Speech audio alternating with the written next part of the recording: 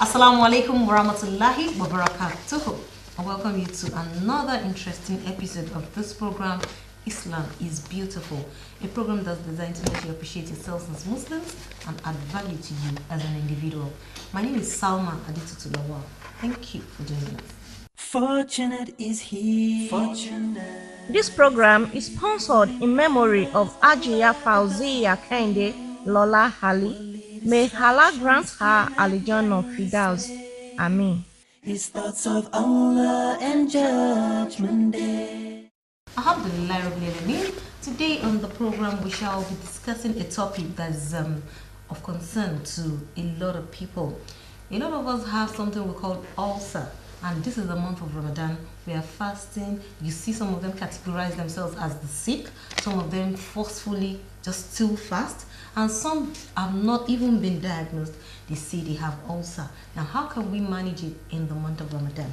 So to this chit-chatting with me, I have Sister Sakina. Assalamu alaikum wa rahmatullahi wa barakatuh. Sister Mistura. Assalamu alaikum wa rahmatullahi wa barakatuh. And Sister Mansoura. Assalamu alaikum wa rahmatullahi wa barakatuh. Jazakumullah khairan coming. Now, on the program today, I believe it's going to add value to a lot of us, because even if we do not have ulcer, we have somebody around us that has somebody around him that has ulcer. So let's sit and learn. Now, Sister Mansoura is a doctor, and so she's going to start the talk. When we say ulcer, what are we talking about?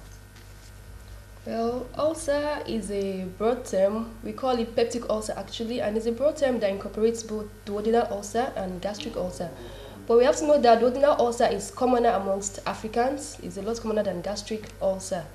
So people usually just use the term, they use it peptic ulcer, ulcer. People use it a lot, even without being diagnosed to have ulcer. Once they think they have this feeling of pain in the call it epigastric region, they say they have ulcer, and that's just a symptom, part of the symptoms of ulcer. So it's usually good to be diagnosed first to have the ulcer. It's not about just having heartburn, dyspepsia, and saying, okay, I have ulcer. You have to be diagnosed to have ulcer, and this diagnosis involves investigations that have to be carried out. Investigation has to be carried out. Apart from the symptoms that you present to the doctor with, the signs that the doctors detect, then the investigations will also help the doctor in making the final diagnosis of ulcer.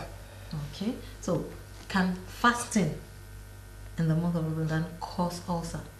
Fasting of a thing cannot cause ulcer. Those that have been diagnosed to have the ulcer, okay, those are the ones that I know that, okay, they have to be careful with fasting in the month of Ramadan. Okay. Those that have been diagnosed, that have been seen by a doctor, the doctor has reached diagnosis of ulcer for them, those are people that have to be careful about fasting during the month of Ramadan. But for the fasting itself to now cause the ulcer, no. Okay.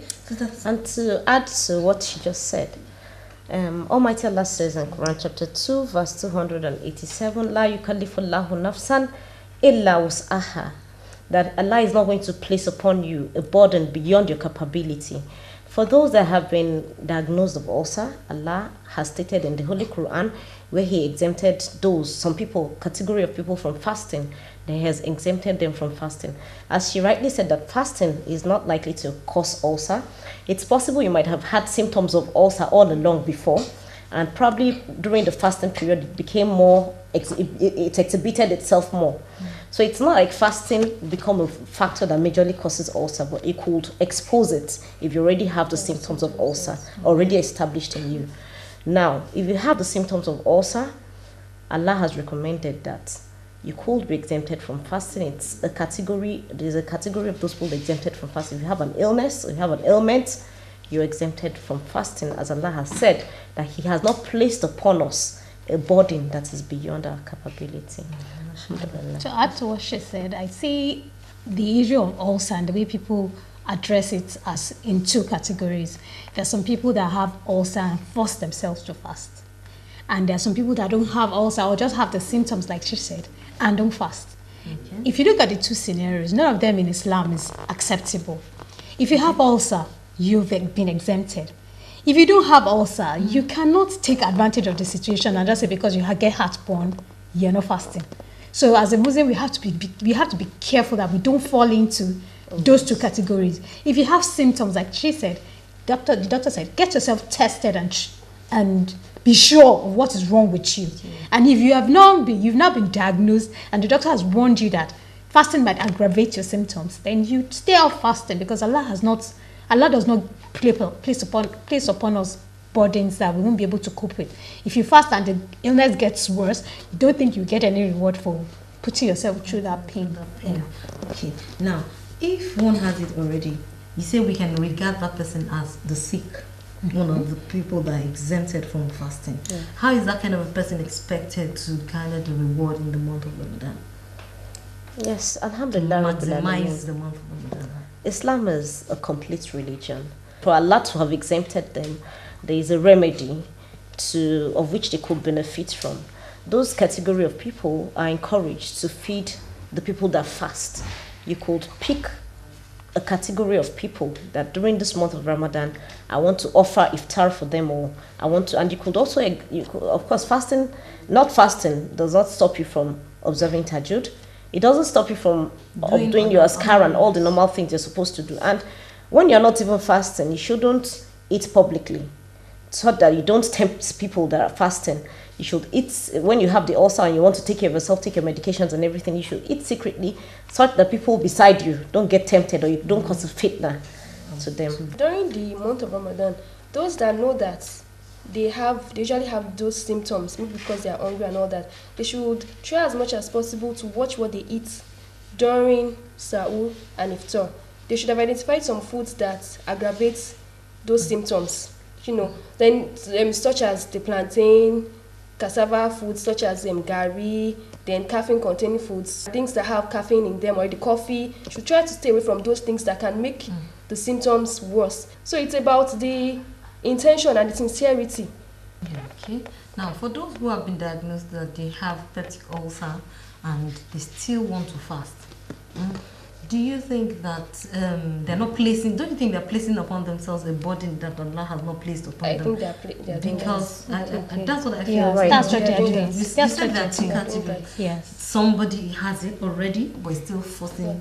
So it's like Allah has given you a gift and Yes. you're not rejecting rejecting it. It's not supposed to be like that. Because it could get worse. to get worse, and if it gets worse and you're not able to perform other acts of ibadah, it's as if you have lost Not done it. anything. So that means if you have peptic ulcer, it's diagnosed and you know that you're treating it, you should just leave it. Yes. If you know. Now, for those who have just the symptoms and feel that they don't want to fast, they cannot fast because of it. What are we going to say to? How do we? If we have those kind of people around us, how do we help them This to kind understand? of people. Because I know a woman, and I've never seen her fast. She will say, she has heartburn. It's not. She will say she has it to no. Those that kind she of can't. people actually are just following their own lust, I see. You're just satisfying your own. You've just put that excuse there that I won't fast and I won't fast. For example, let's look at that. I think there's always been an element of people that will have heartburn of this, and it's related to this saying of the Prophet that says, Sallallahu Alaihi Wasallam say, delay your sahur, break your fast early. Why did he say delay your sahur? So that you don't eat and sleep immediately. Then you get indigestion, you get heartburn. And then he said break your fast early, so that maybe by the time you're already dehydrated and you're ready, before you get the acid reflux, am I right? You've broken your fast. So there's always a balance. Yes. And Allah knows this thing. And the person whoever wants to take that as an excuse should know Ramadan comes with a lot of blessings. And for somebody that is genuinely exempted, fine. But for you to just place upon yourself something that Allah has not placed upon you, you're not doing good to yourself, because Ramadan is not an option. It is compulsory for every Muslim that is alive to observe. It's not an advice, it is a compulsion by Almighty Allah that once you are alive in the month of Ramadan, you should fast. Not for you to place upon yourself. And that kind of person might even end up causing himself to have an ailment that will be worse than the ulcer. Because in the month of Ramadan, Because you have it does to not want to pronounce fast. good upon yourself. So if anybody asks you, say you are ill, and you are indirectly costing yourself. Mashallah. Now we encourage our children to fast sometimes. Sometimes you see 7-year-olds, 8-year-olds try to fast. Now, if these children have ulcer and we have not detected it, they've not gone for that and we don't know, and we are doing the, how do we balance it? Because sometimes you see some children, they want to do all of the 30, 29 or 30 days of fasting, because their parents encourage them and all of that. Yes. Do you think that doing that at that early stage can cause them ulcer later in life? Yes, well, in my opinion, and from the teachings of the Holy Prophet, it is not compulsory for a child to fast. It is not compulsory for anybody to fast till the person has attained maturity. Yes. So for a child, 7, 8, 10 years, it's good to encourage them, because we learn this Islam, we learn the deen. Yeah. You said we learn it from cradle. We learn it from cradle, and they try to practice from cradle. But it's not compulsory. You could just encourage, learn to restrain yourself, learn to have self-control. The essence of Ramadan is to be able to see food and say, I am not going to eat. To be able to have some self-control. It's like a training school. To be able to have some discipline. So you should just encourage yourself, and it's 3 o'clock, 4 o'clock. If your child, mommy, this fast is almost, allow the child to take water.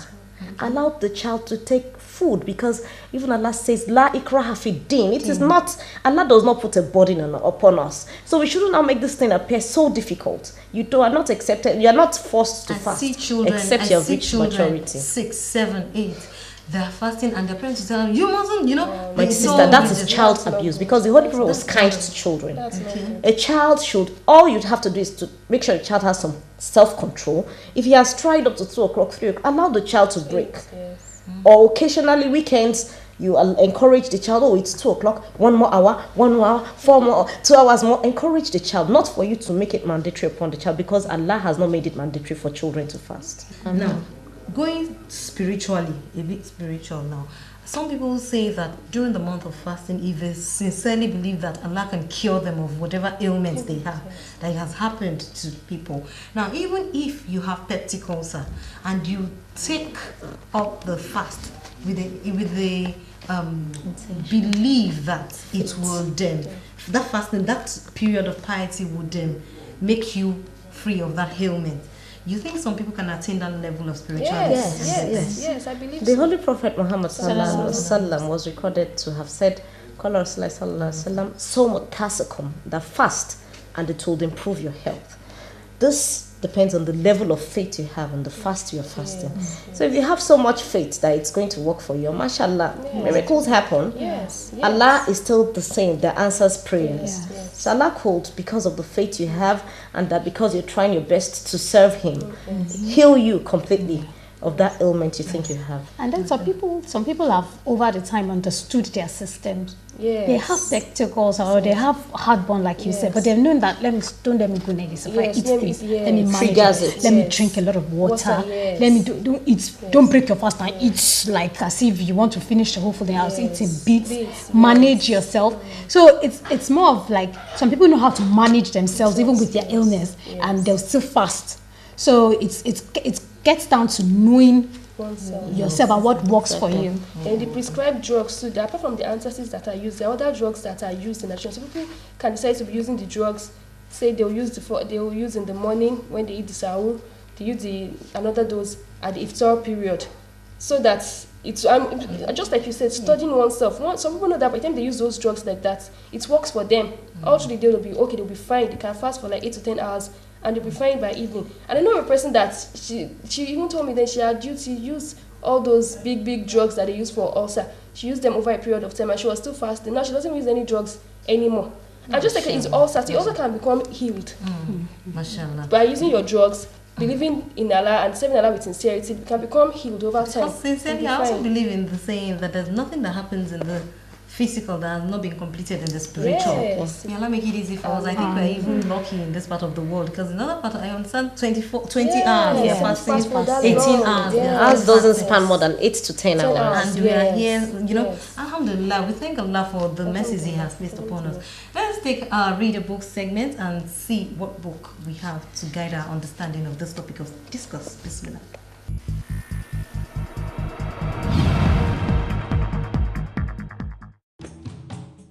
On our Read a Book segment today, we will be recommending to you this beautiful book titled Golden Stories of Accepted Prayers.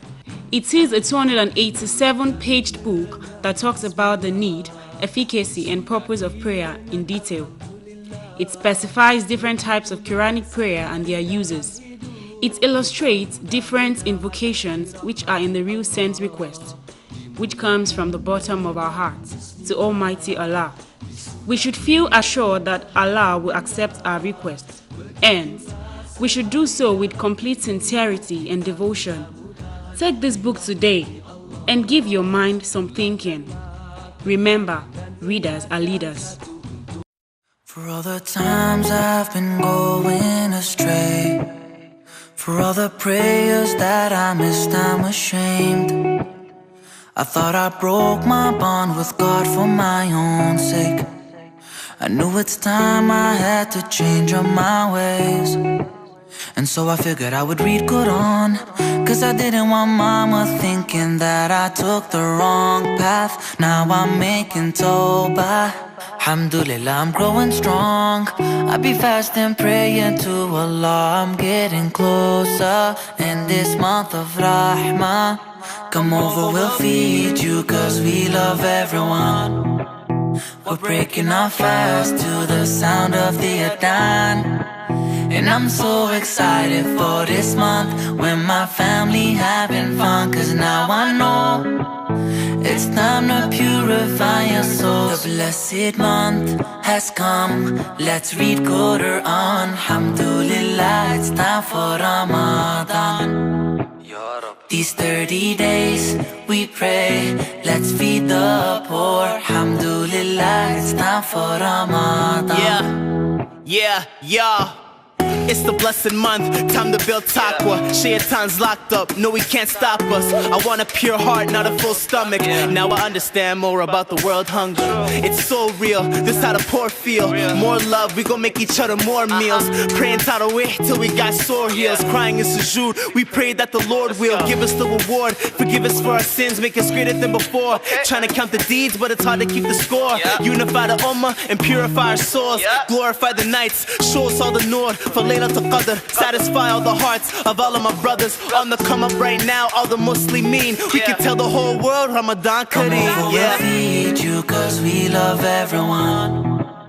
We're breaking our fast to the sound of the adhan, and I'm so excited for this month when my family having fun, cause now I know it's time to purify your soul. The blessed month has come, let's read Quran. Alhamdulillah, it's time for Ramadan. These 30 days we pray, let's feed the poor. Alhamdulillah, it's time for Ramadan. Marhaban ya Ramadan, marhaban ya Ramadan, marhaban ya Ramadan. Marhaban ya Ramadan, marhaban ya Ramadan, marhaban ya Ramadan. This is the fact that we think you should have for this week.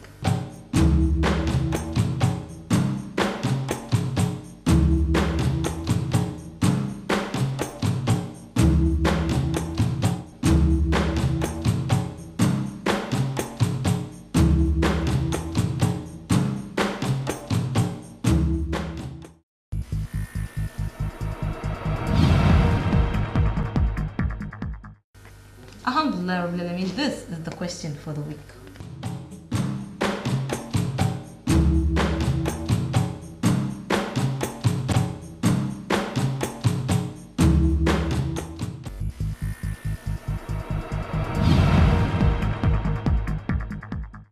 Mashallah, my sisters, in one word, let us tell that ulcer patient, someone that is diagnosed already, you talk to that person. Mr. You talk to that person who does not have it, who has other symptoms, heartburn and all of that. You give that person one advice. And Sister Sakina, there are some people, they don't have peptic ulcer. They don't even have the symptoms, but they just decide to impose on themselves, to tag themselves as the sick, to not fast in the month of Ramadan. Because if we look at managing peptic ulcer, if you really have it, you're categorized as the sick, right? Yes. Now we are going to talk about the actually sick, not actually sick, and the one who has Faking just sickness. who has just Faking sickness. who is just looking at sickness and decides to put it upon himself in one sentence. Well, for those that have been diagnosed to have the peptic ulcer, it's safer to stay away from fast. It's safer that way. But there are people with this kind of spirituality that feel that I should still try to fast. So if they feel that they can still try to fast, at least it's one day at a time. Try, use your drugs, see how it goes that day. Can make another attempt, see how it goes, just see how it goes. But once you see that, okay, this pain is getting out of hands, better to stay away. Take up other Better to acts stay of away. ibadah. Yes, and take up other acts of ibadah. Then those that feel that they can try, they should try as much as possible. In addition to using the drugs, they should endeavor to reduce the stress they pass through during the day. That might even make the fasting easier on them. Okay, you mean if one has peptic ulcer and you try to reduce the Reduce stress, the you go pass through, through, yes, in addition and to the because fasting, you want to yes. fast. Yes. Maybe if you can actually take your annual leave for that period. Yes, it makes it easier. So it makes it easier. You So don't you do rest, so much. You rest while fasting. Yes. And Allah in addition sees to the using drugs. intention. Yes. Inshallah, may Yes. Allah make it easy. Mr. For the person that has symptoms that is not sure yet, my major advice would be first visit your doctor. Be sure of what you have. If it's going to tend towards ulcer and you're going to fall sick by fasting, then don't fast. But if it's just the symptoms, if you've had it over time, it's something that you must have understood your system. You know what aggravates it. You have an idea, or at least study yourself and know what could aggravate those symptoms and avoid it so that you can maximize the month. Drink lots of water, eat lots of fruits. Try to eat in bits and gradually. Don't take lump sum meals at once. And inshallah, you'll be fine. May Allah make it easy for us. And to those people praying for a sickness that Allah has not given them, that Allah has not placed upon you, you should know you're harming yourself. Apart from the fact that you're missing a lot of the blessings of the holy month of Ramadan, you are also causing yourself, because Allah has not placed the ailment upon you. I'd always know that Allah sees your intention, innamal a'malu binniyat, and your actions will be judged according to your intention. And for crying out, you do not have a reason to even lie about your health if you understand what this religion is about. Islam is beautiful, and I believe that if you understand its beauty, it's something that Allah would make easy for us. May Allah subhanahu wa ta'ala grant us the ease in this religion, because for some people it's a burden, but we say alhamdulillah, that for us it is easy. Islam is beautiful. Performing ablution 5 times a day alone makes you very clean. Yes. And if you think about it, you are sleeping, everybody around you is sleeping, and you're asking Allah for what you want. That's your tahajjud now. You're asking Allah for it. It gives you this sense of I'm the only one talking to Allah, so He's listening to me. And of course they have told us that a prayer said in tahajjud is like an arrow targeted as an arrow that is going straight to its target. So this month, let us maximize the month as much as possible. Even if you have peptic ulcer, we have told you how you can manage it, and we have told you if you do not have it, do not deceive yourself. Allah sees you more than you see yourself. And this month is not a month that you can just waste. It comes once in a year, and it's something that can last you till the next year. All the benefits that you can garner now can be beneficial to you till next year. So let us make the best of it. May Allah subhanahu wa ta'ala make it easy for us. We thank you for watching, and we hope that you have taken and internalized all that we have said here. May Allah subhanahu wa ta'ala make it easy for us. We still say Ramadan Mubarak. May Allah subhanahu wa ta'ala accept it as an act of ibadah from all of us. From my sisters and I here, we say Assalamu alaikum wa rahmatullahi wa barakatuh. Fortunate is he. Fortunate. This program is sponsored in memory of Ajiya Fauziya Kende Lola Hali. May Allah grant her Al-Jannah Firdaus. Amen. His thoughts of Allah and Judgment Day.